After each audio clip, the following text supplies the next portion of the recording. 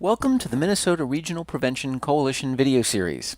This series is brought to you by the Minnesota Regional Prevention Coordinators and the Minnesota Department of Human Services Alcohol and Drug Division. My name is Dr. Bill Geary, and this video series is hosted by Global Evaluation Solutions. This series is designed to help Minnesota prevention coalitions improve their understanding of evaluation. So, let's get started. Today's topic is how to develop useful evaluation questions that will guide your evaluation efforts.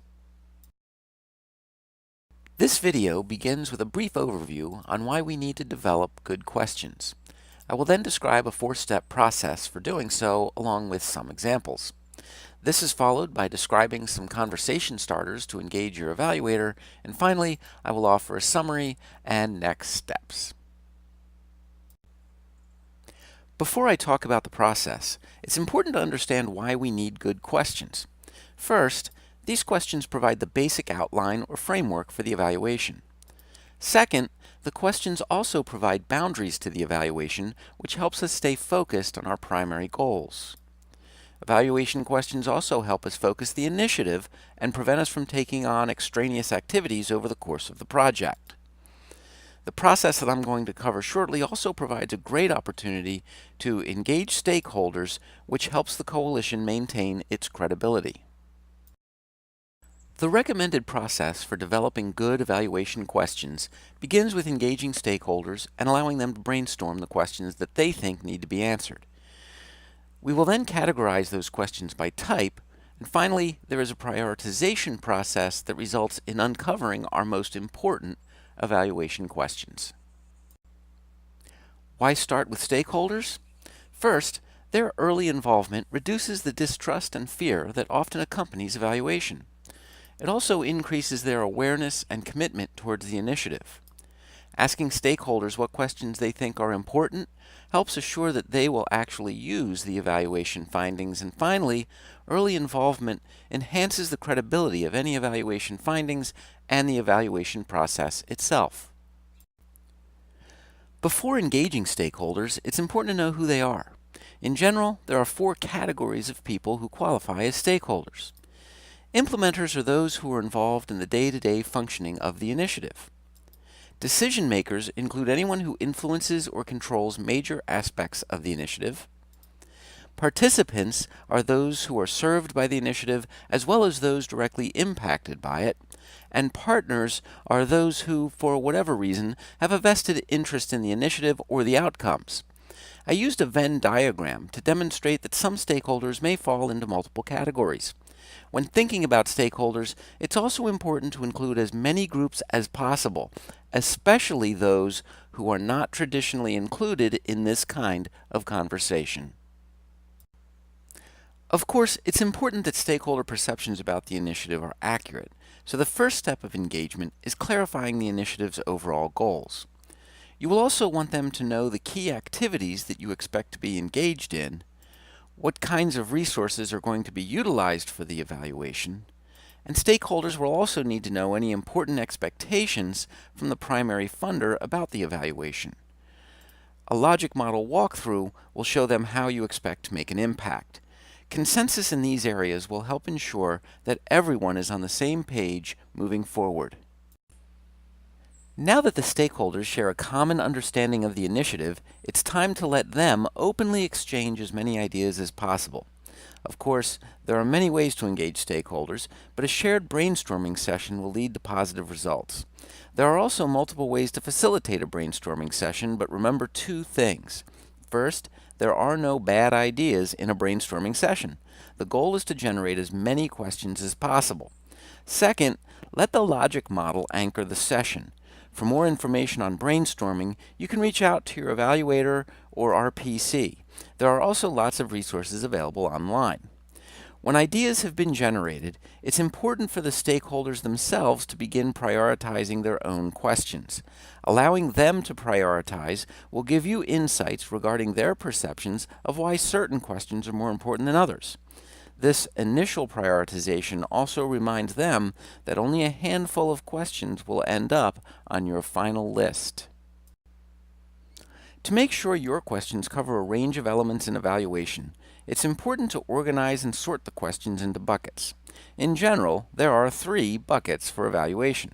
The first set of evaluation findings are referred to as process outcomes. And basically, they describe how the coalition is organized and how they are carrying out or delivering initiatives and services. The second set are called outcomes. This is where you look at overall impact, and typically these are divided into a time sequence of short, medium, or long term. Finally, outputs refers to anything that is a direct product of a service or activity. The last step of this process is the actual prioritization. Typically, it's good to start prioritizing so you have at least some questions in each bucket. In order to help you prioritize, I have cited 6 indicators of a good evaluation question. The first is how important the question is to program staff and stakeholders. Next, a good evaluation question should reflect key goals and objectives and the key elements in your logic model. If a question seems important but is not on your logic model, you may want to consider revising the logic model or making sure that the logic model itself reflects your key goals and objectives.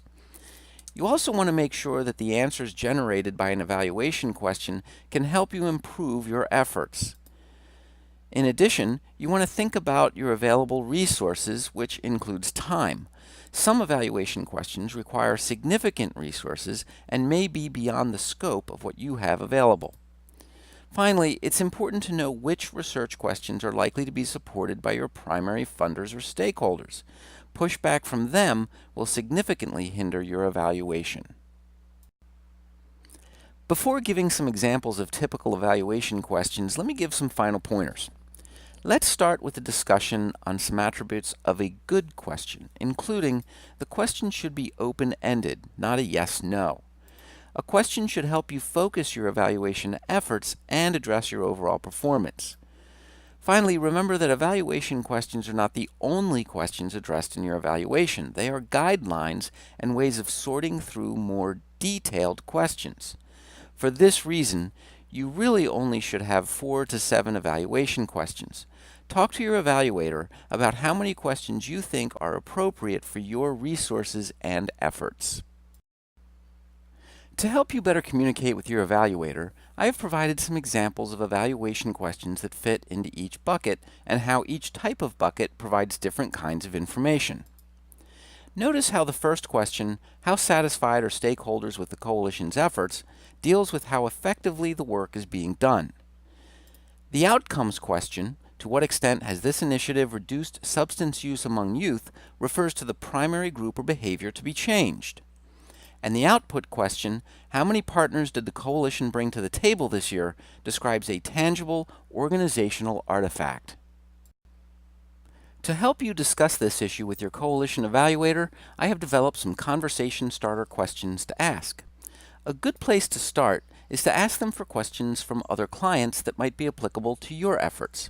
This will give you an idea of the types of questions the evaluator is accustomed to using. You could also ask them how they can help with stakeholders' understanding of the goals and objectives as well as the logic model. In addition, ask them about key questions they think could be helpful, keeping in mind that your evaluator should be an important stakeholder. Since your evaluator has expertise in this area, it's good to ask for their assessment of how realistic the evaluation questions are, given the scope of the project and your available resources. Also keep in mind that any additional data collection efforts don't necessarily have to fall on the evaluator. Perhaps there are partners who can help expand the scope of the evaluation without straining the coalition's resources.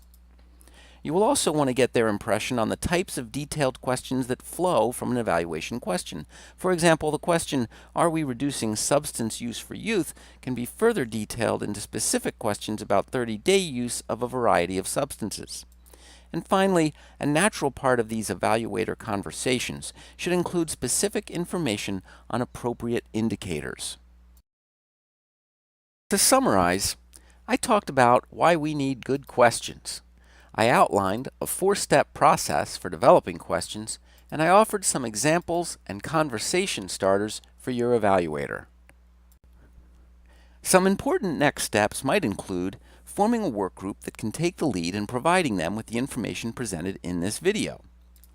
It is also important that your evaluator takes a leading role in this part of the evaluation process. You will also want to reach out to your local RPC who can provide you with important templates and advice as you move forward. Another important step is to think about how the coalition will identify and reach out to stakeholders. Thank you so much for watching. If you have any questions about this video or any other coalition issue, please feel free to contact us. I know that coalition work can be very challenging, but please remember the words of the Eagles who sang, "Take it easy, don't let the sound of your own wheels drive you crazy." Be well, everybody.